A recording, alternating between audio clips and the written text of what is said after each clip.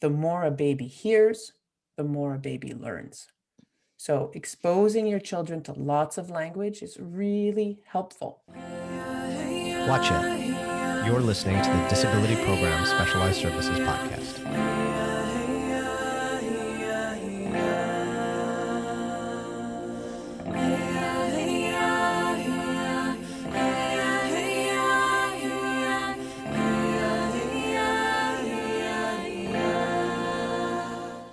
On today's episode, Dana Lawler, speech language pathologist, and myself, Cynthia Miller-Lotman, an occupational therapist, are going to talk about some simple things that parents, educators, and family members can do to give their children exposure to language and to help stimulate language learning.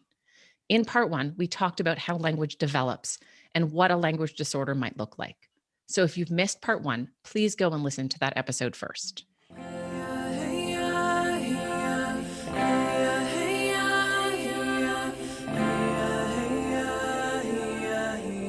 Wajak.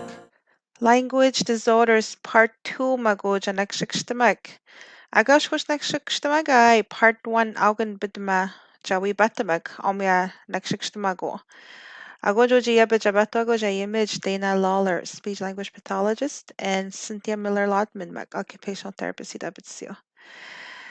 Mugajuit magona no nagsigstakojaga ayo he simple things got jen ay nanoj I only chigmauj kemagaiji gagit David CJ which daycare genau also gumguch educators kemagogya IG sto dam noj jaji oshui chico jaji sto shim noj danda jaji ochi skudamasoj I image delay sayawaga kemagogya Duishaji miabich awi image dandacha jiuchi wichikoch augoya maguya ja witamagik dana jadika wixkodamasuikia agoda.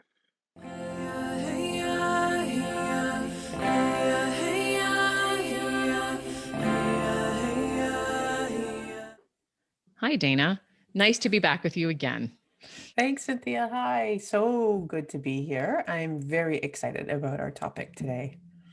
Yeah, I'm really excited to dig into the things we can suggest for parents and caregivers and educators to help stimulate their child's language development.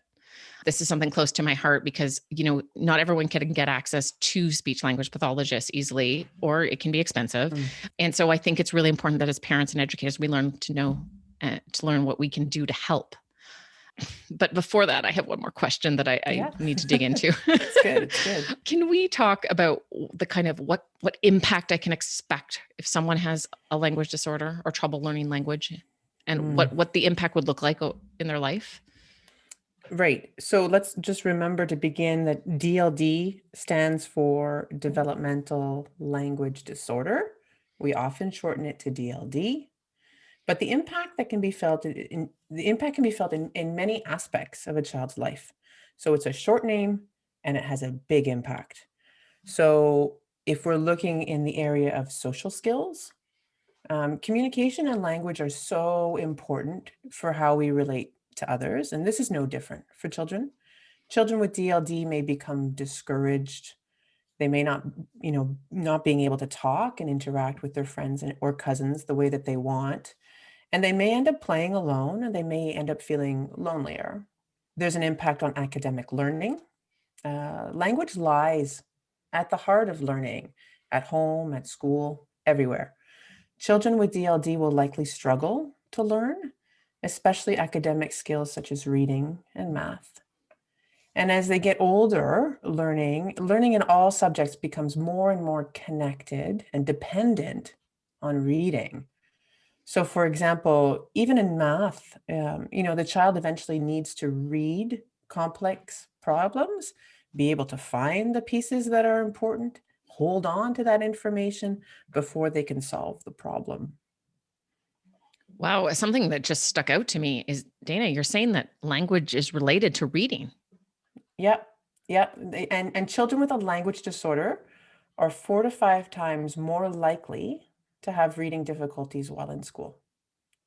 Wow. Yeah, they're highly connected. So Another impact might be on self-esteem, right? So children with DLD might experience challenges due to their language problem, and this might make them feel down about themselves. Children with language difficulties are often very bright, and they can be very aware of their challenges and of their differences. And this might make them feel a lot of different emotions, such as frustration or sadness or anger. Yeah. Wow. So DLD really does have a lot of impacts on a child and into their adult life potentially. So Mhm. like I really hear that their social life can be affected. Their Mhm. academics can be affected. Their self-esteem because they don't feel good because they can't express themselves. Mhm. And I remember from part 1, we said that 1 in 14 children may have this disorder. We need to take this seriously. And I really, really want to dig in now to what parents can do to help now. Yeah, parents can do many things to help, but let's be careful because so can everyone else Mhm. around the child. This is not just for parents to carry. This is really a place for the whole community to come together to support our children, to expose our children to language, which just means giving them a chance to hear lots of words and to be surrounded by language in our everyday lives. So if there are children in your life, this episode is for you. So what we know, let's start from what we know from the research is that a lot of language learning happens during the first 5 years of a child's life. So this is when a child is most open to learning and when their brain develops quickly. So we're going to share with you some ideas to use with children ages 0 to 5. But if you have a child or even an adult that is older, but they act more like a 5-year-old, you can try these suggestions. There's no harm in trying these things, right? So I want you to know that there's some really helpful handouts too that are listed in our show notes of this episode. And they were created by speech language pathologists Alexandra Lozon and Ben Gormley.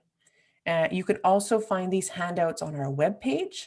That's disability programs specialized services.org. And in the resource section, you can find those handouts. So a little shout out and thank you to Alex and Ben for those handouts. During our first podcast, we talked about the iceberg of language acquisition. And so here it is again.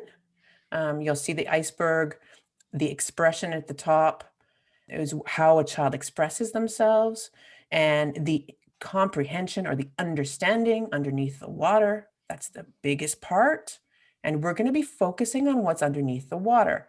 A child's comprehension or their language understanding, it's a huge part of children being able to learn language. Dana, I'm still getting my head around this, so I just want to make sure I'm clear. There's really are 2 parts to language. There's the comprehension or the understanding of language underneath the water. And then there's the expression, everything we see, like talking, using their hands, our facial expressions when we talk. You got it. And we're looking at both of those parts, right? When a child is learning language or when a child is struggling to learn language. So I'm going to talk to you about some simple things that you can do to add language into your everyday life to help build a child's language understanding. So these are face-to-face games, following the child's interest and adding language, reading and telling stories, using choices to ask questions, and providing a play-by-play with your words. Dana, I don't know what those things are. I really hope you're going to explain because I know for speech therapists, it's everything you do, but Yeah, us. well, listen, I'm glad you don't know what they are because then it makes what I'm saying a little bit more interesting, maybe. So, and you're going to help me, Cynthia. I mean, we don't have a young child with us, so you might need to be the child for today. So we'll just run through them now and try to give everybody some examples and a little bit of a better understanding of what we're talking about. So first, let's start with face-to-face games. So because we don't have a young child with us today, Cynthia, I'm going to use Boy. Boy is a doll that belongs to my son, and his name is actually Boy. He was given that name by my son when he was 2. So this is boy. And if we were pretending that this was a baby, 0 to 2 years old, being just face to face like this is exactly what I'm saying, is that this gives your baby a chance and your child to see so much of your face, to connect with you, to get lots of information from your face, from your mouth, and to learn to do the same things that you do. So these games might include making silly faces. Bup, bup, bup, bup, bup. Yeah, yeah, yeah, yeah, yeah. Oh, wow. It might be I do fish face in the water, so fish face. You could do big moose antlers, and you could do big bear. Rah. So any of those silly things, it feels silly, but they're supposed to be silly, and these are things that babies really enjoy. It feels especially silly doing it with a doll, but hopefully feel less silly for you with a real baby. Playing peekaboo. It sounds so simple, but playing peekaboo, let me get I have a blanket. So playing peekaboo. Peekaboo. Peekaboo. Babies love this, and it's so simple. It's And so you could true. even So true. put it over your baby. Peekaboo. I'm sure you play peekaboo with your kids, Cynthia, Yeah. when they were young. Oh, yeah. Singing songs is a favorite of mine.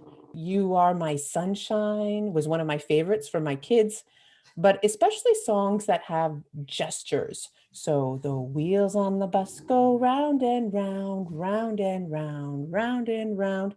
The Itsy Bitsy Spider. Anything that uses your hands and gives your baby a chance to see your face is really, really valuable. Dana, thanks for showing me that. I think I understand what face to face is. It's really putting your baby in front of you, looking at them face to face. Yep. And you can get down on the floor with them too, right? Like if Right. they're if they're on their tummy and they're on the floor, you can get down on the floor, just be face to face. Yeah. Okay. I've seen a lot of videos on YouTubes of those songs, like Wheels on the Bus and Mhm. Itsy Bitsy Spider. Are those good? Should I show my baby those on the iPad or something? That's a really, really good question. I know that children like those videos, but that's really being face to a screen. And it's not the same as being face to face for language learning. So, so an idea could be for an older brother or sister to watch those videos. Maybe not with the baby. They can learn the songs and gestures, and then they can teach the younger children in the family. I don't like videos as much for language learning because they don't allow for that back and forth. That's really, really important in learning language. And I don't know about your kids, Cynthia, but my kids get almost into like a zombie-like trance when they watch videos. Yeah, you're absolutely right. I when they're in front of a screen, even as a baby, they would just like sit there and actually use it so that I could get some quiet time, but there was no interaction. You're very right. Yeah. So for language learning, you really want that interaction. Dana, I know something I wished I had known when my children were younger is that when you play these games that I needed to wait to respond to them. Mm, So, for example, if I make a silly face, I would want to wait a few seconds to watch my baby's reaction before making mm, another silly one. This kind of mhm. creates like a back and forth conversation. So I would make a face, I would wait for them to smile, then I would make another silly face. Yeah. Yeah, yeah, that's a really good point. And I didn't show it to you with boy. I just kind of ran right through them all, right? But if that was my baby, if that was my child, definitely wait for 5 seconds. Count it out in your head. Wait and give your child a chance to take a turn to respond to what you just did. And this helps with practicing back and forth. I take a turn and I wait. Then you take a turn, and then it's my turn again, back and forth. Dana, I just have to throw this in. I recently did this with my cousin's baby. She has a new baby, Mm. 8 weeks old, Oh, and it sweet. was amazing what an 8-week baby can do. Yeah. They can wait and respond to you. And that's where these 5 seconds are so important because it maybe takes a younger baby longer to respond, but it's so important because that means then they are actually having like a little conversation with you through their eyes and their giggles. Absolutely. Absolutely. It starts so young, Cynthia. Oh. So not only do we tend to jump in right away, but we also tend to lead the interaction with our children. So what I would encourage you to do is to stop, wait, and watch the child, just like you did, right? With the baby, is like you watch the child, you waited to see what's going on and what are they interested in, and then follow that. Follow their interest and say something about what you see, because that is where a lot of language learning can happen. And then really that's where the magic is. So I might see my child playing on the floor and I'll get down on the floor with him and I'll start playing with the trucks on the floor and I'll start talking about the trucks. But if I stopped and waited to see what my son was really interested in, I might see that he's not really interested in the trucks today. He might be tomorrow, but he might be interested in something like, and this would happen all the time, something like the doors of the cupboard, right? Or the shoes on the shoe rack. And that is really what I want you to follow and say something about. I can add language that will be so much more interesting to my son. And it might just sound something like this. That's a cupboard. You found the doors. The doors go open and closed. Oh yeah, you're gonna open them again. Yeah. Okay. Good. Oh, close the doors. Oh, okay. They're all closed now. Close doors. Oh, Dana, that makes me think if I can just see myself as a young mom. My son was 6 months old and we just learned to crawl, and we were at like a mommy and singing group. I don't know. We were sitting in a circle and all the other babies were sitting there with their moms and I guess listening to the song. And my son was off crawling across the floor to the stroller that I had brought into the room. And he was playing with that stroller wheel. And I was like devastated. I wanted him to come back to the circle, right? And like pay attention. But what you're saying here with language is I could have added language there and I could have said, oh, you're really interested in the stroller. The wheel goes round and round. I could have Yes. scripted the language because that's what he was interested in right there. Right. Right. And some like in that situation, it's not easy. You're not necessarily gonna want to sit there and follow his lead for a long time.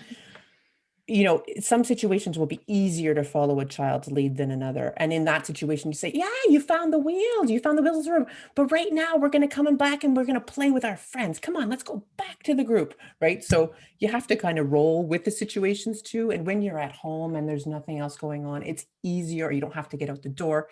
It's easier to follow your child's lead. Okay. So, a lot of children are curious. They're so curious about the things around them. And we know that children learn a lot by watching what's going on around them and through their senses, right? So you know a lot about this, Cynthia, by touching, by exploring, by shaking, by banging, putting things in their mouths. But what we know about language learning is that babies really learn and children really learn lots from hearing lots of sounds and words. So there's a lot of ways to help them hear and play. And this is what we're talking about today. So one of the big messages is the more a baby hears, the more a baby learns. So exposing your children to lots of language is really helpful. Build that bottom part of the iceberg, build up their comprehension. So what you're saying as a parent, I might feel silly, but I should play a lot of games like peekaboo, sing songs with gestures, and follow their interest. You got it. Yeah, you got it. And listen, we can't do it all the time, right? As parents, we're busy.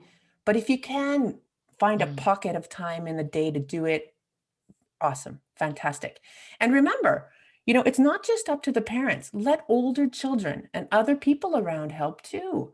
So when everyone talks more, when everyone tells more stories, when everyone makes more sounds, when everyone sings, the more chances for children to learn. So don't put it all on yourself. This is everybody coming together. I have one thing I'm a little bit confused about. Maybe you can Okay. answer. Mm-hmm. You say to talk more, which is what you're saying, but you're also saying wait for a response. Wait 5 Yeah. seconds. Yeah. So I can see, yes. So the idea is, yes, talk a lot, give lots of exposure to language, but also take little pauses, right? We don't want it to just be a full-on show that the parent gives all the time and they're performing all the time.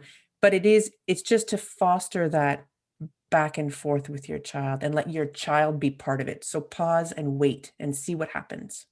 Okay. Yeah. So let's talk about books.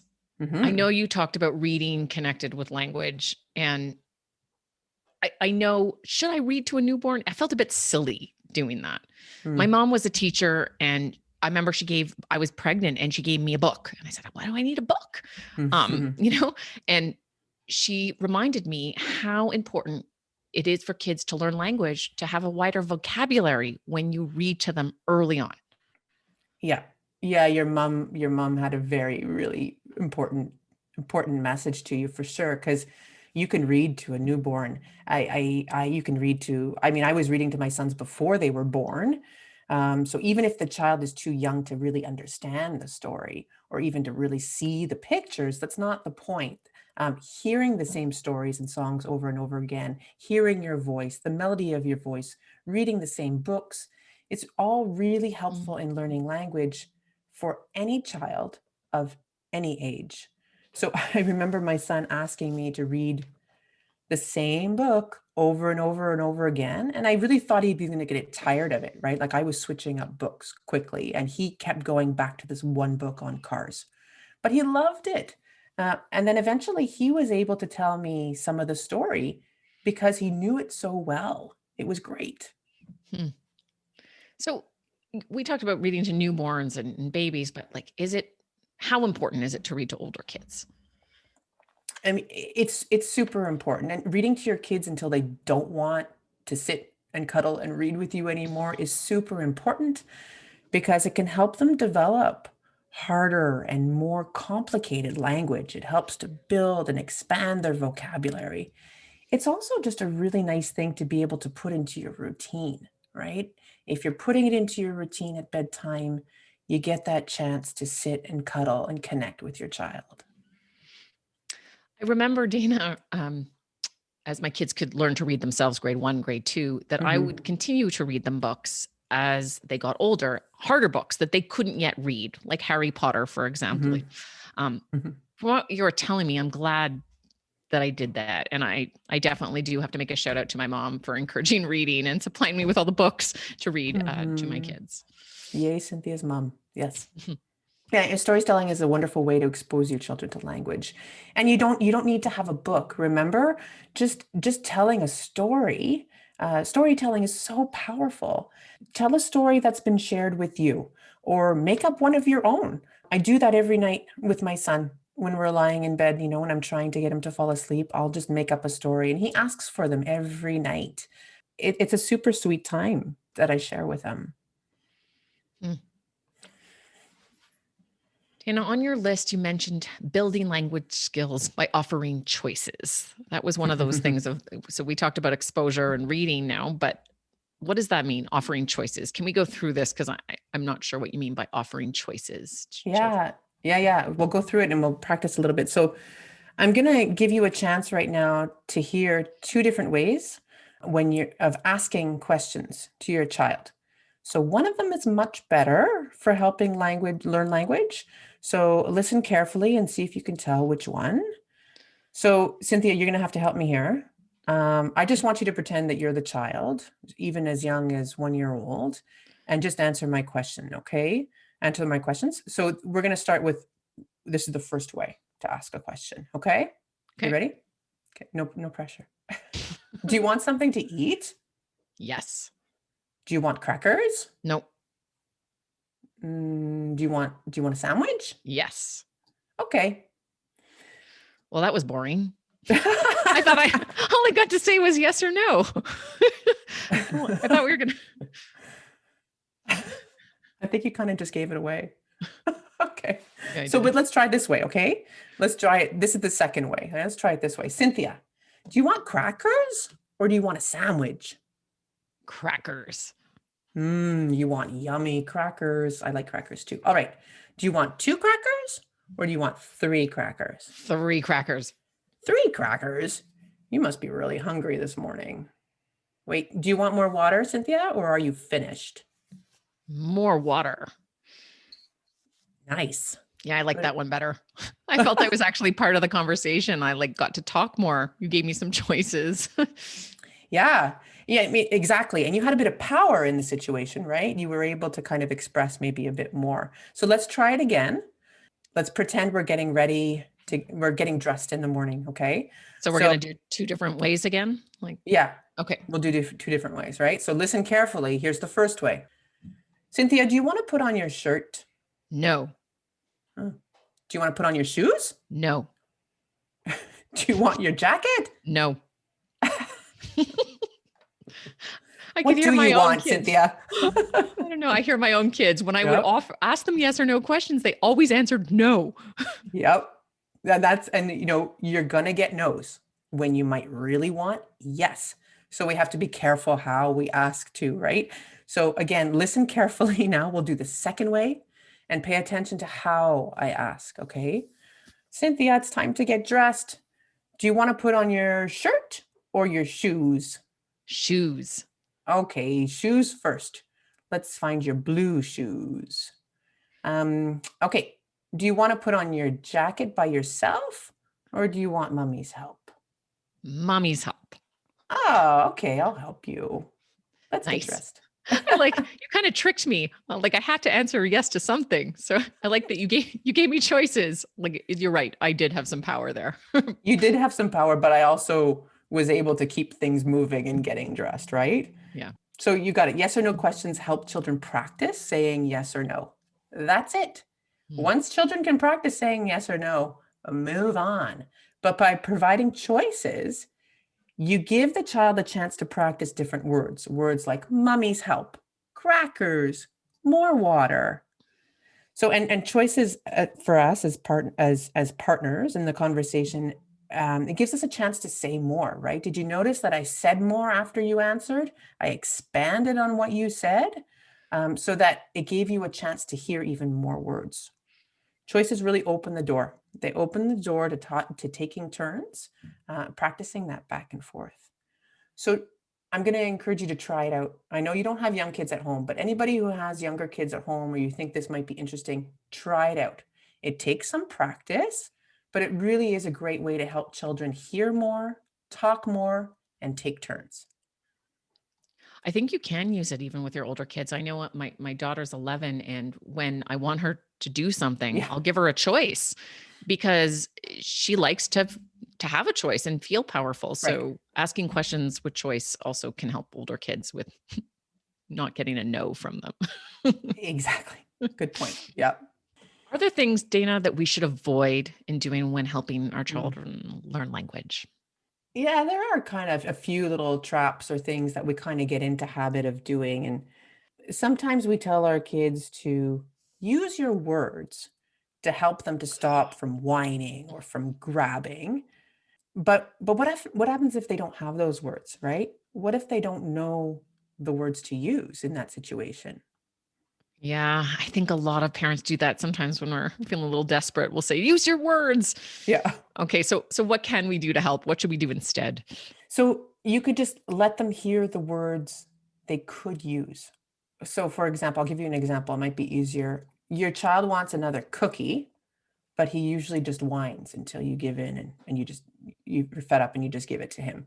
You could say, use your words, but it's not might not get you very far. So better yet, you could let him hear how to ask. You could say, I want a cookie. And hopefully your child will learn to imitate you and use some of those words before you give him the cookie. So can I just go through another example? So my son is whining. He's sitting in his high chair and I think he wants to get down. So instead of, he doesn't have the words yet, I would say, I want down. Mhm. And if he smiled and gave me a little sign, then, oh, good. I would take him down. So I'm scripting the words for him. I'm giving him the words to say, letting them hear them from me. Yeah, exactly. And it could be even like down, I want down. And then maybe the next time, you're saying it again, maybe the next time he's going to learn, he's going to hear it, he's going to learn, and then he's going to start to hopefully imitate you. Okay. I like that. So are there any other traps that I should be aware of when language? So I'm not supposed to, say use your words. Anything else I'm not supposed to do? Yeah, I mean, traps. I mean, these are all things that I think all of us do as parents.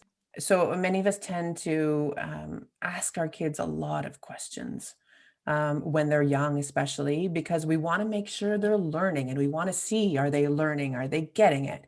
We might ask questions like, what's this? Or what color is this? Or what is this called? And because I think we just like to be assured, that our kids are learning, but our kids might not yet know or have the words to answer, especially when they're young, or even if they're a little bit delayed in their acquisition of language. So the best way to help them learn is to talk. Okay, but wait. So it's better not to ask them questions? Well, questions are really important for children to hear, right? So when you catch yourself asking a question, we call them test questions, we're kind of testing our kids, and your child isn't answering, you can make it even more rich and Mm, helpful by giving the answer as well, right? So that's how they learn. So, for example, you might say, "What is this?" And your child doesn't know, doesn't answer, doesn't say anything. You could say, "Oh, it's a big snowshoe. These are my snowshoes. I put them on my feet when I want to go for a long walk." wow. Yeah, you're good at that. I don't know that I would think of that, but I think I need to practice. I think I It, did this all the time. I think I used to ask a lot of questions that my kids didn't know the answer to. So can we try? yeah, sure, sure. So It does take practice. Yeah, so let's try. so if I was talking to a 1-year-old and I said, "What is the dog doing?" And there's no response from the 1-year-old, I could say as the parent, "The dog is barking. The dog is barking so loud. Oh, I like the dog." Yes, amazing. So give your child the chance to hear the answer too. Stop. That to me, that's like a holy smokes moment. um, give your child the chance to hear the answer too. That is how they will learn the language. Yep. Yeah. In the two traps we just talked about, which are asking them to use their words when they don't have them, asking test questions when they might not have the words to answer, we're jumping right to wanting the child to talk. But remember, we need to help build their understanding first. Yeah. Huh.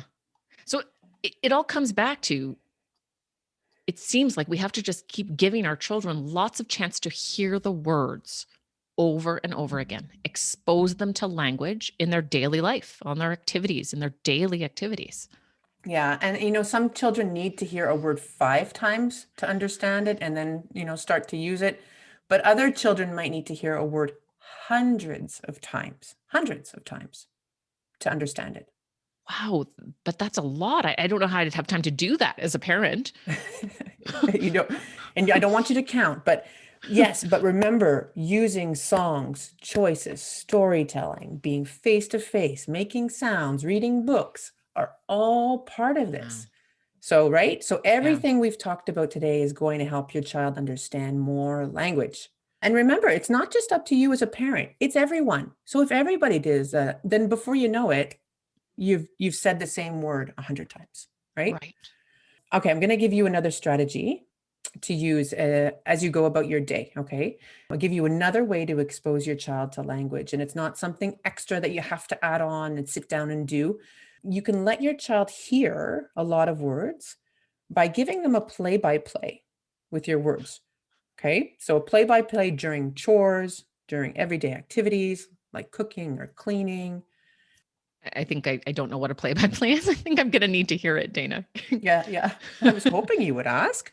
So, so let's pretend I'm folding my laundry. Okay. And I brought my laundry basket because I know you were going to ask. You can't see my laundry basket, but I have it on my lap. And so let's say my strongest language is English, which it is. So I'm going to speak English.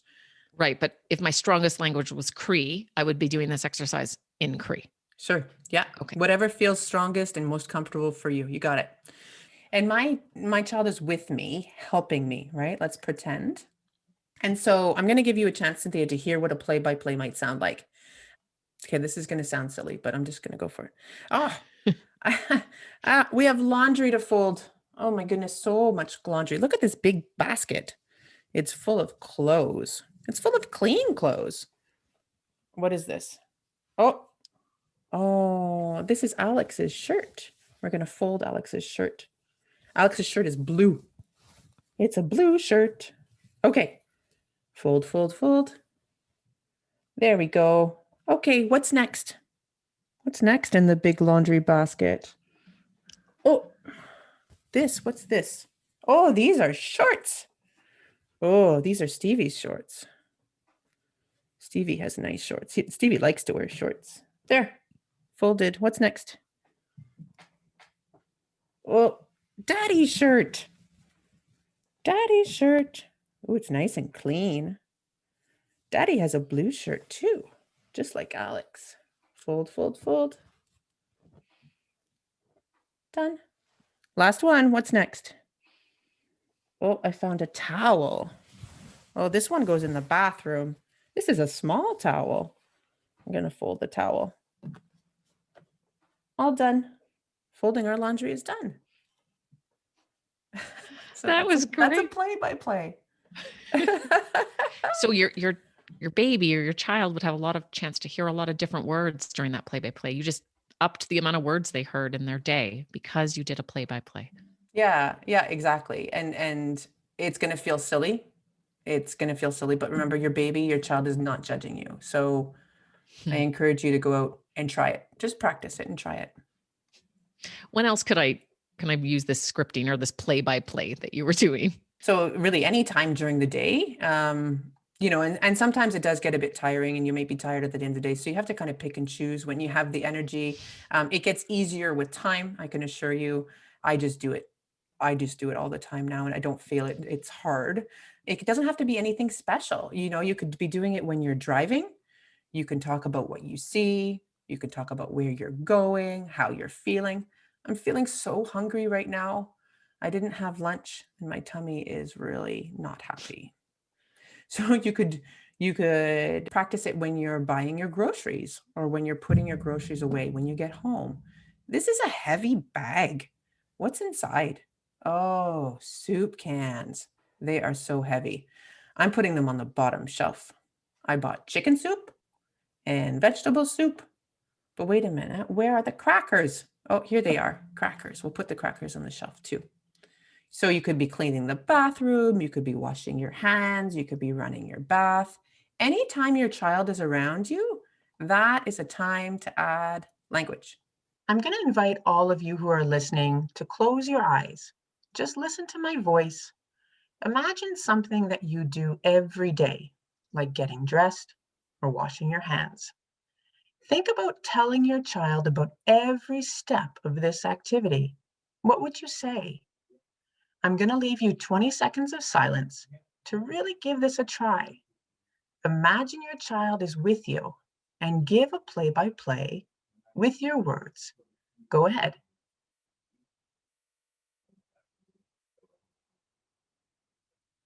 Okay, open your eyes. That might have felt strange, maybe a bit awkward, and that's to be expected. It's okay. I said before that talking to my children this way is easy for me, but I need to add that this was not easy at the beginning and that I have had years of practice with many children, not just my own. So please keep trying and be gentle with yourself. This takes practice. Keep trying. Wow, Dana, I've learned so much today. I'm joking, but I think I need another baby to practice all this. No, I won't do that. 3 is enough. We've talked so much about language today, and I just want to make sure before we end that we go over the names of the activities, just so everyone hearing, because they were new to me. So these are the activities that you can do face-to-face with your child present to develop their language. So there's face-to-face with real people, not screens. Mm-hmm. There's choices. So offering choices that the child gets to answer more than just yes or no. So more like, do you want an apple or do you want a pear? Right. So then there's stories and books. Read and tell stories to your children and babies from the minute they're born. They will learn a ton of words this way. Keep reading to them as long as they'll stay with you to do it. So Yeah. if that's an 11 or 12-year-old, keep doing it. Yeah. If it's 16, go for it. Yeah. Yeah. Ask questions.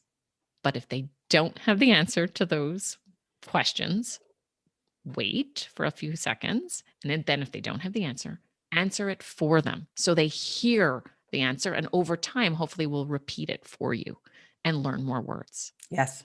Awesome. Great. So Love Dana, it. do you have any last thoughts before we end today? I do. I do have some more thoughts and just before we wrap up, and I encourage you to ask grandparents, aunts, uncles, friends, cousins, everyone around to talk to your child in the language that feels good for them. This might be Cree, it might be English or French, and don't worry about confusing your child.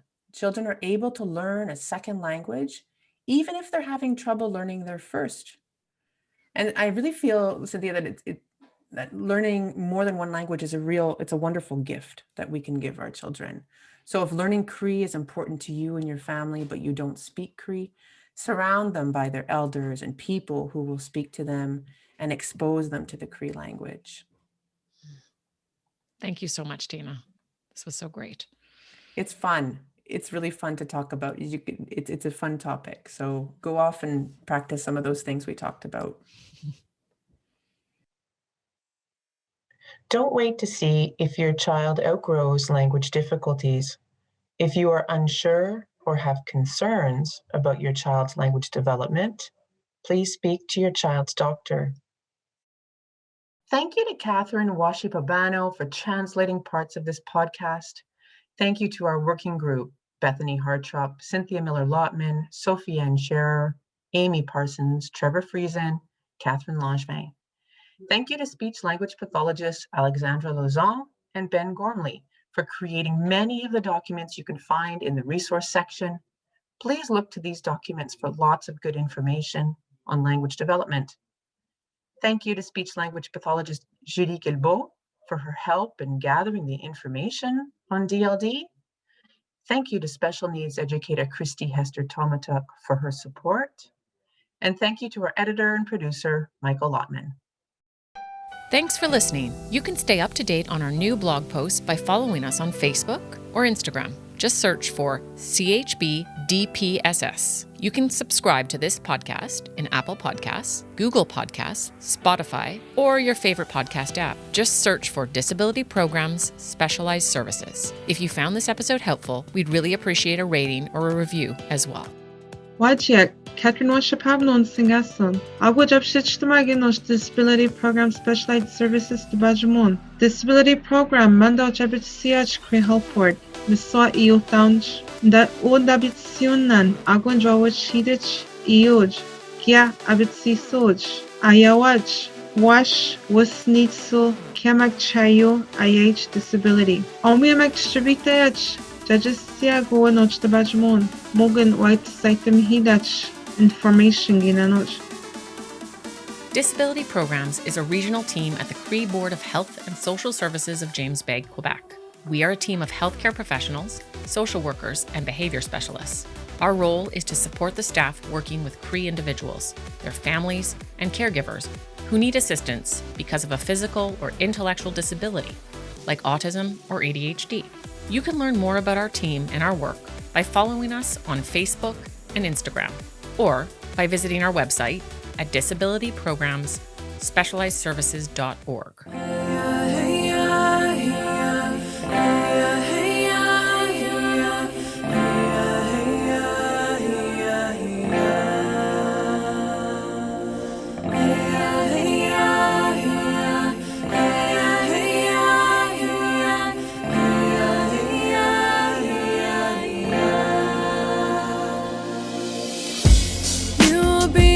Journey, and I will find my way to the purest sunsets, the land the trees that bay.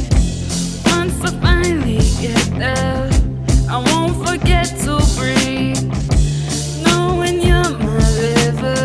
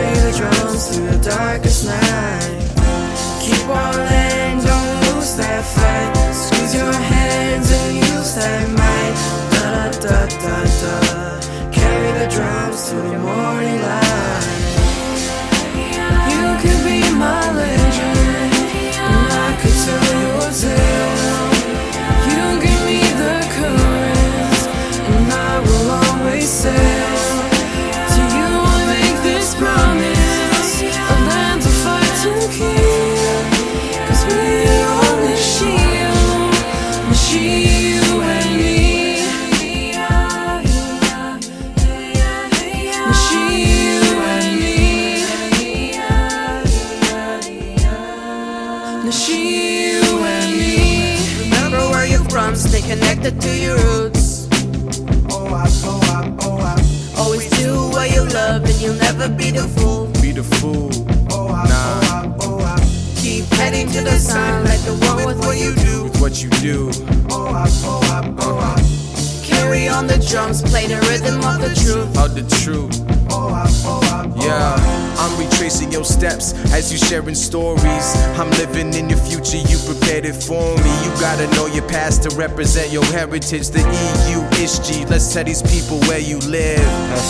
Squash ni insaitan Intan gay hisis ko tumashuyan Muktan gay jisnis kaman Atak sunday sandan jais pibskushian.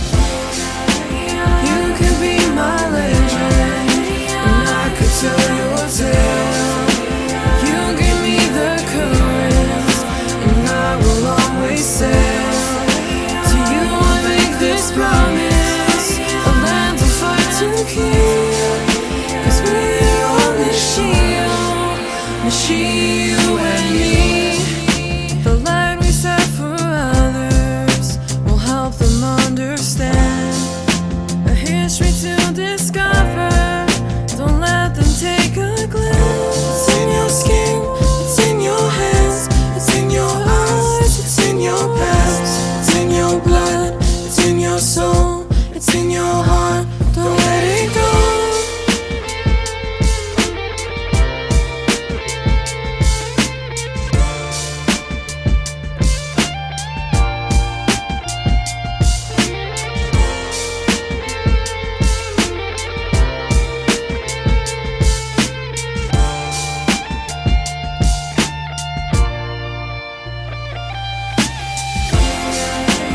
You could be my legend, and I could tell your tale. You give me the current, and I will always sail. To you I make this promise, a land to fight to kill. 'Cause we're on the shield, you and me. She, you and me. She, you and me.